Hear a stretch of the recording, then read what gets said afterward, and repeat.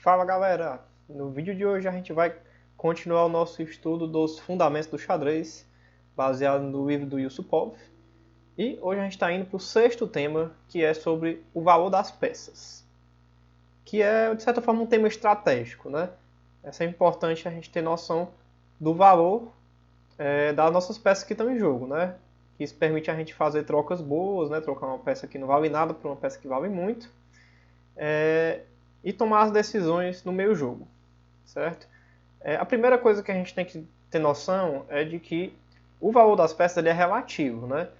No curso básico, né, inclusive se você não tiver feito o curso básico, ainda não tiver começando ainda, né?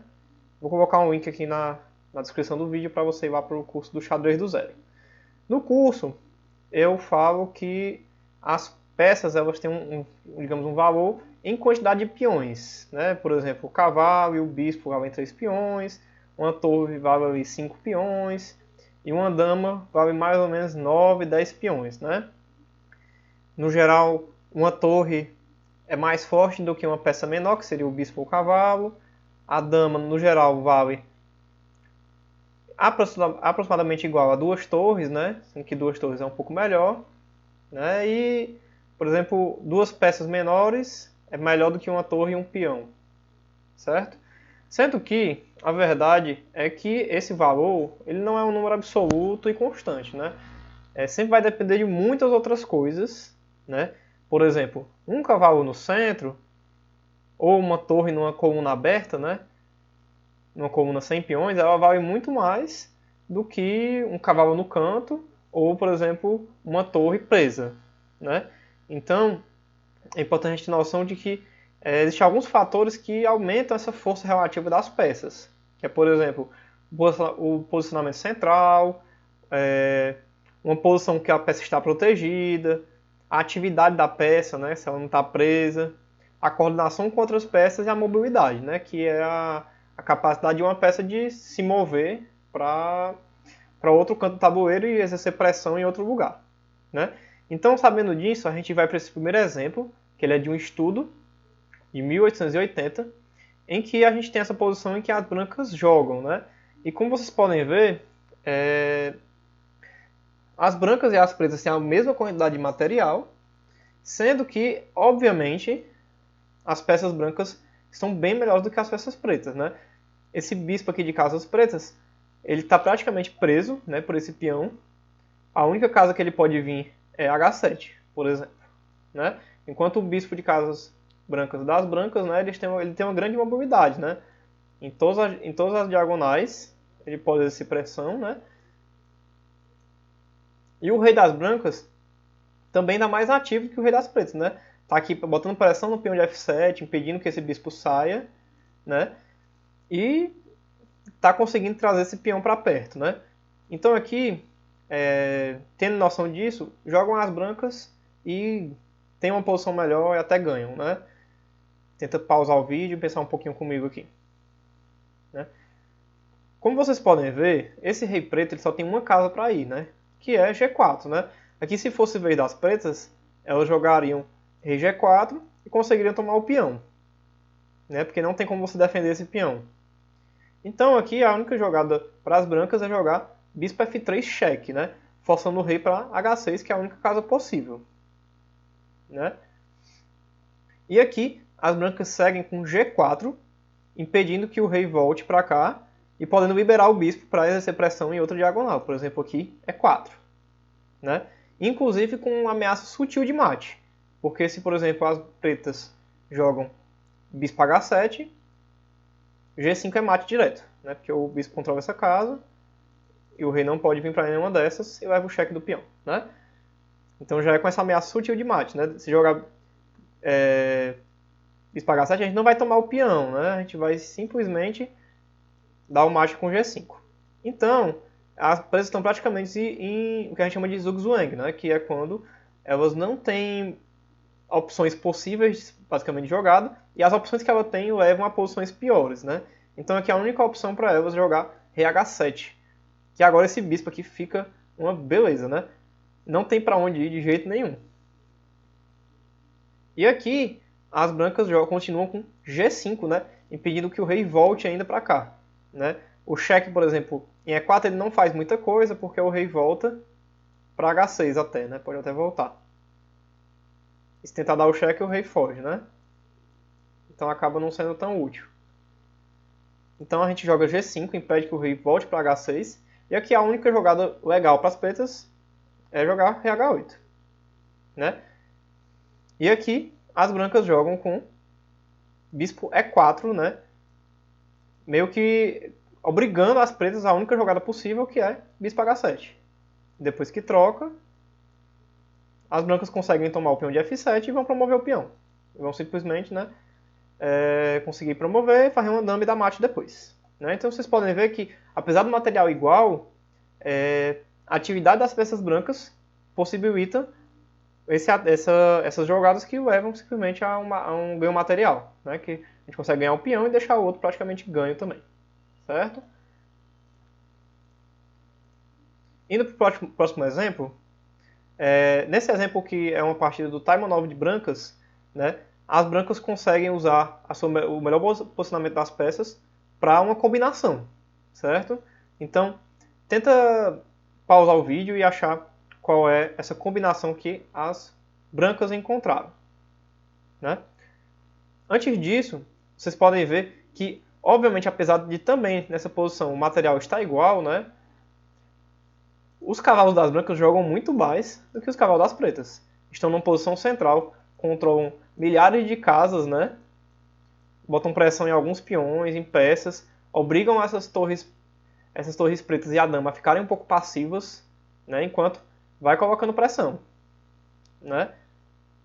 Então aqui, quando a gente vai analisar, a gente tem que procurar as escolhas mais ativas para as brancas, né? E aqui a resposta é cavalo toma B7.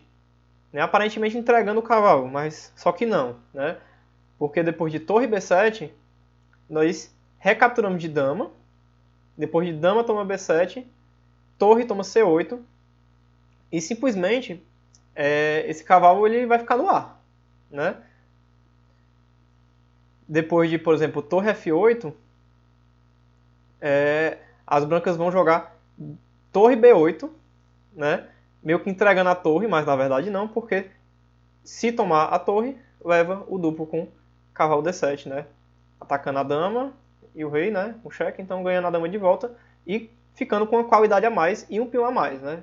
Uma torre pelo cavalo, que a gente lembra que a torre vale mais do que o cavalo. Então, depois desse lance brilhante, as brancas jogam... quer dizer, as pretas jogam com dama E7. E agora a gente aproveita para tomar esse cavalo, simplesmente, né? E posteriormente colocar essa outra torre em jogo, né?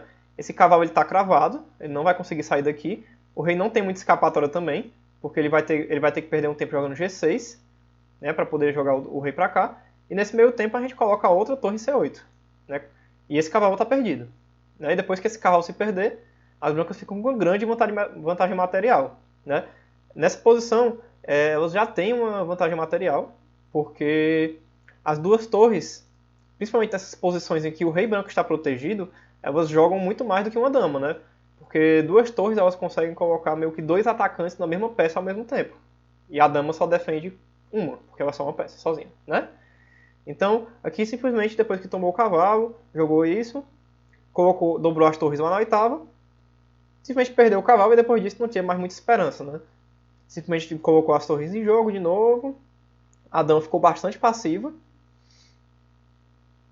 e depois desse cheque, né, tá quase conseguindo a dama, né, mas aqui ele acha o torre G6 com cheque, né, já que esse peão está cravado, né, e depois de rei H5, torre G3, né, querendo trazer a outra torre aqui para G8 e possibilitando um possível mate aqui em H3, né, e depois de rei H4, cavalo F3 cheque, jogando o rei para H5 e torre de HG8, e esse rei não tem como fugir do mate, né? Vai ter que sacrificar a dama e mesmo assim vai levar mate. Então, novamente, é um material igual, sendo que as brancas com muito mais atividade, né? Indo para o próximo exemplo, a gente tem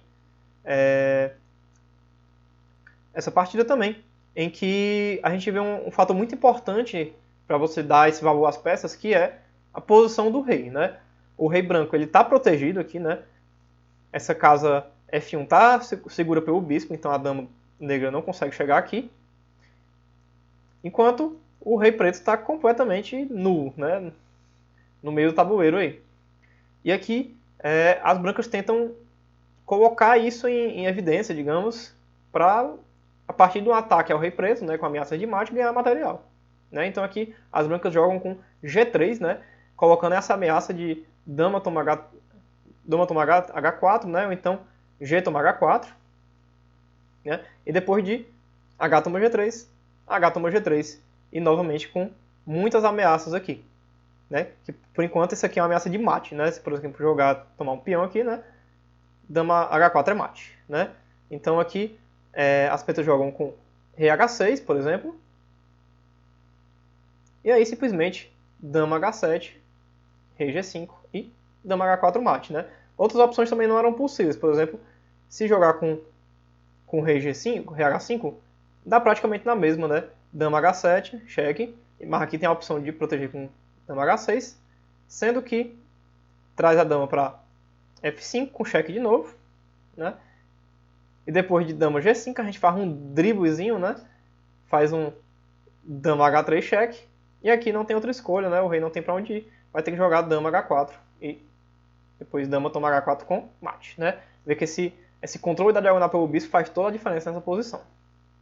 Né? Então simplesmente abrindo um pouco mais o jogo, colocando linhas para essa dama poder circular e colocando um ponto de que ela possa segurar aqui em H4 já praticamente decidiu a partida, né?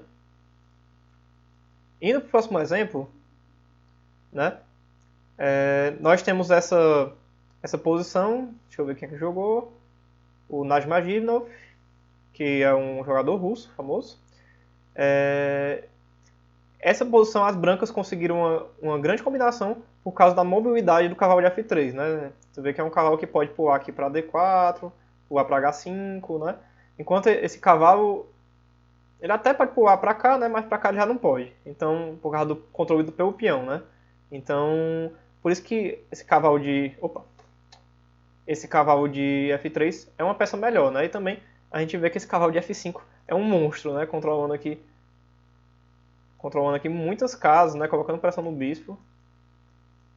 Com a ameaça de tomar aqui em H6, com a ameaça de voltar a pressão na dama, né?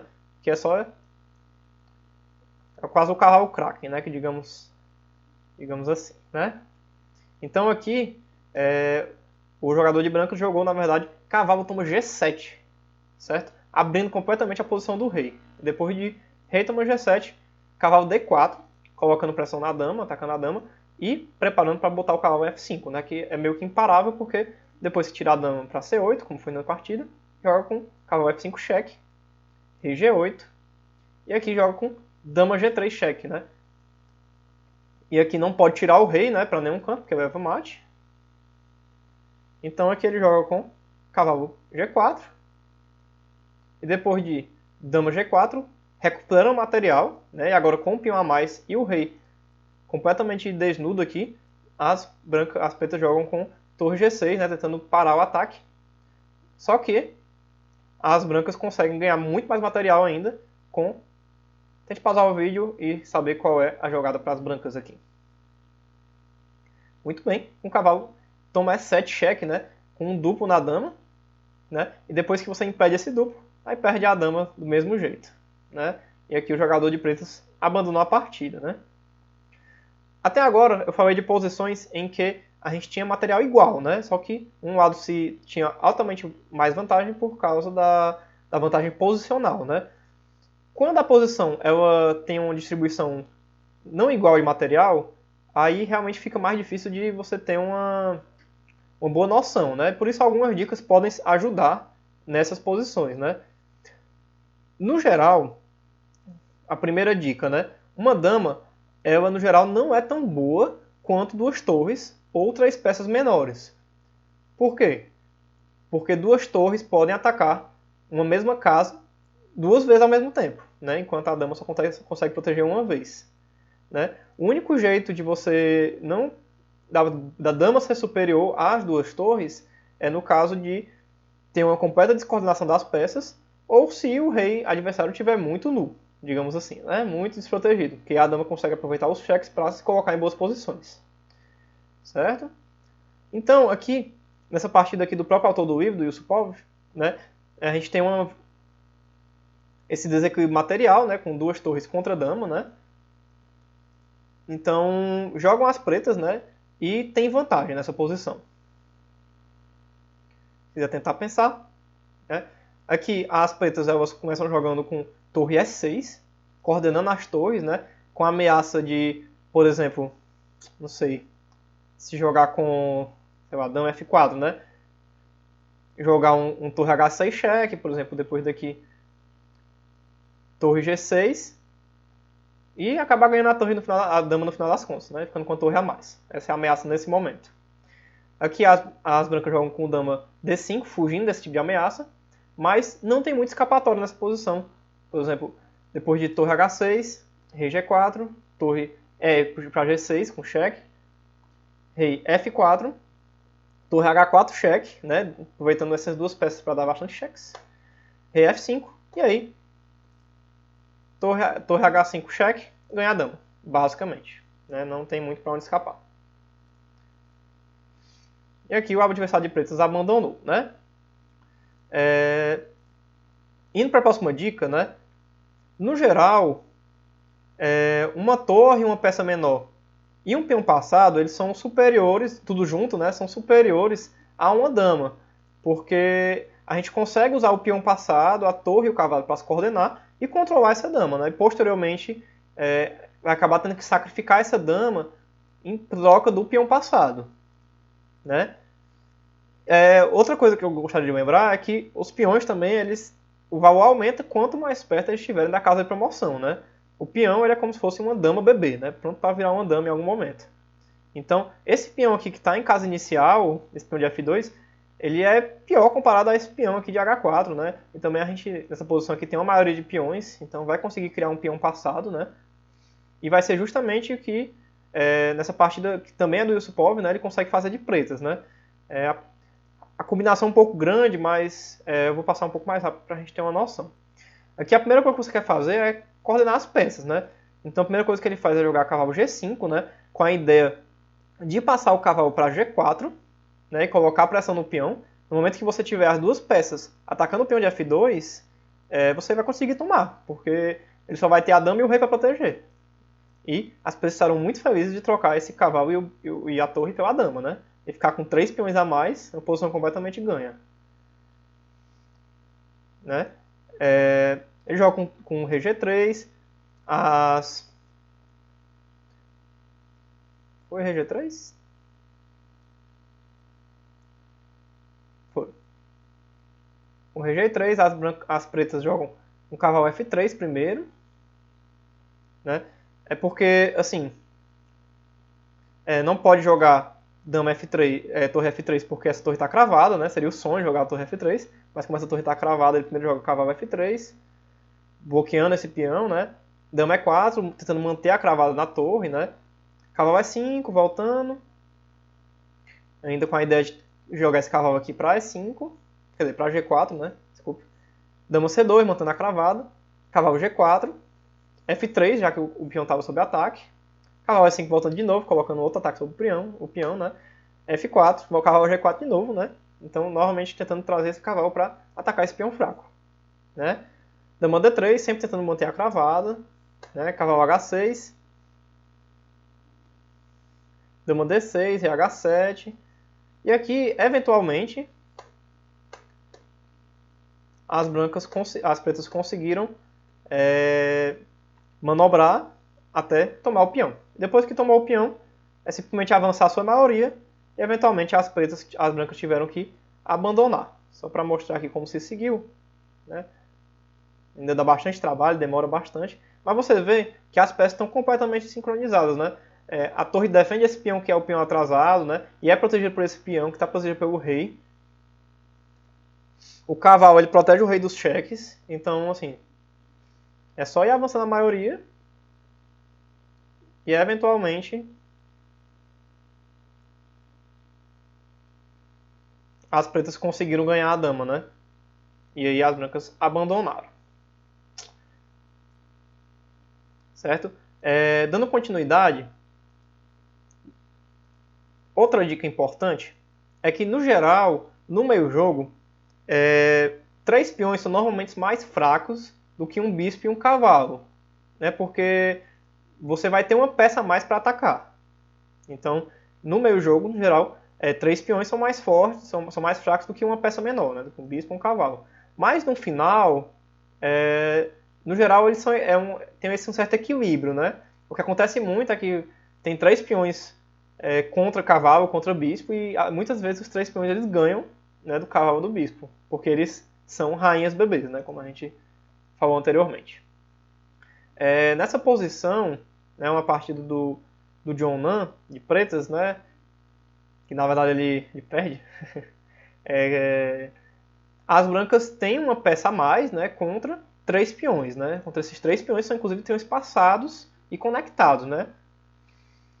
Só que as brancas conseguem usar essa peça a mais para criar um ataque, né?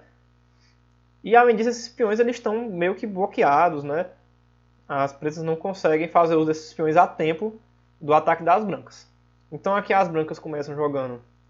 Opa, não isso. Não isso. Começam jogando dama F2, né? Com a ideia de colocar o cavalo em D5, né? Ou de jogar com E5 para abrir esse rei e ter chance de ataque, né? E as pretas defendem com torre A7, né? Protegendo essa possível casa onde a dama pode acabar entrando, né? E aqui ele joga o E5, né? Abrindo a posição. E depois de F toma E5, cavalo toma E5, né? Meio que sacrificando o cavalo, mas na verdade não dá para aceitar esse cavalo. Depois de torre toma E5, torre toma E5, dama toma E5, leva esse cavalo E6, né? E esse cavalo não pode ser aceito, porque se for aceito leva mate, né? E depois de rei H6, mesma jogada, dama F8, né? E depois de rei H5, bispo E2, né? Porque depois de dama E2, joga cavalo F4 e aí ganha a dama com esse duplo de cavalo, né? E se depois de bispo E2 jogar rei H4, né? Vai levar o dama H6. E aí, na verdade, depois de rei H4,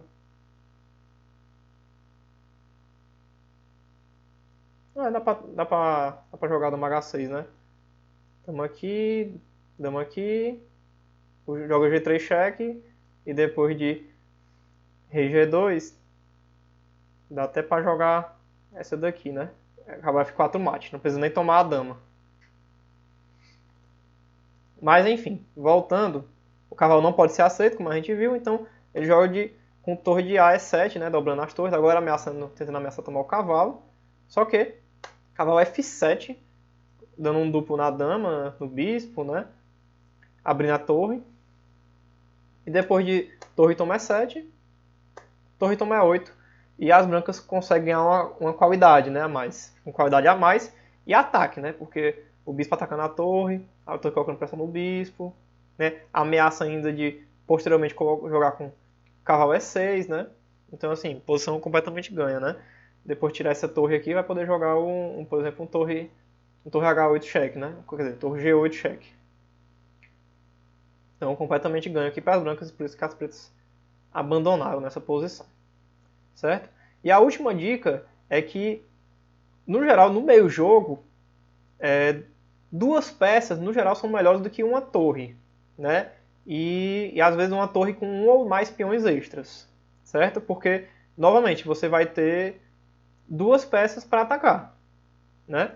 Mas nos finais, né? No geral, a torre e os peões vão ser mais fortes do que as peças, porque eles vão normalmente ter um peão passado, que vai facilitar aí vai acabar tendo que trocar uma das peças por um dos peões passados, né? E aí vai ficar uma torre contra a peça, e aí a torre vence a peça, certo?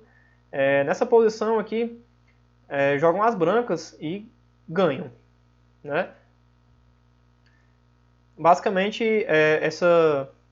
esse roque preto ele está muito exposto, né? E as brancas têm o pá de bispo, né? Que o pá de bispo é uma vantagem extremamente forte, né? Principalmente em posições abertas, né? Então, nessa situação aqui, essa torre aqui estando bastante presa, né? O par de bispo se torna extremamente superior. Então, as brancas começam jogando com bispo C3, né? Atacando a dama. E aí joga com F6, né? Defendendo, né? A dama não tem muito para onde ir, né? Principalmente se jogar, por exemplo, sei lá, dama H7, vai ter que jogar, vai perder a dama depois de bispo F5, né? Então já é uma posição perigosíssima. Então, depois de F6, as brancas simplesmente jogam com bispo E6 cheque, né? Forçando o rei para H8, né? Eu não sei que queira trocar pela torre, mas aqui já fica tristíssima essa posição, né? Com peça a mais. Então, depois de rei H8, aí joga com dama F5, colocando mais pressão nesse peão aqui de F6. Depois de... As pretas ficam praticamente paralisadas, né? Não tem muitas jogadas. Se mexer a dama, vai levar o bispo F6, por exemplo. Dama H7 querendo trocar. Nananina não. Leva o bispo F6 cheque. E obrigatoriamente vai ter que entregar a torre, né? Então aqui as pretas ficam paralisadas, jogam C6. E aqui simplesmente as brancas vão trazer a outra torre para jogo, para colocar ela aqui em D7. Né? Então, ameaçando jogar a torre D7, torre E7, torre D6, com a ameaça agora de tirar o bispo e tomar aqui em F6, né? E depois de F5, cavalo C4. E aqui nessa posição, as pretas já estão as brancas já estão com uma grande vantagem, né? Basicamente não tem defesa para o peão de F6, né? Porque, por exemplo, essa casa aqui está controlada pelo bispo, e essa aqui também. Né? Então, vai acabar tendo que trocar a torre pelo bispo e vai ficar numa posição ainda muito pior. Né? Em que as brancas têm um rei mais seguro, as pretas têm um rei extremamente pelado. Então, vai conseguir ter um ataque no mínimo de mate ou até melhor do que o mate, né? Ganhar as peças tudinho. Enfim, são os conceitos um pouco mais complexos, né? Mas espero que as dicas ajudem também a tomar decisões nas posições que vocês chegarem com o desbalanço material, né? E aí, se vê que já tem um vídeo com os exercícios desse tema. Se tem alguma dúvida, viu algum furo na análise, alguma variante que eu não falei, bota aí nos comentários, se inscreva no canal, liga pros amigos. Valeu, fiquem com Deus e até a próxima. Tchau, galera!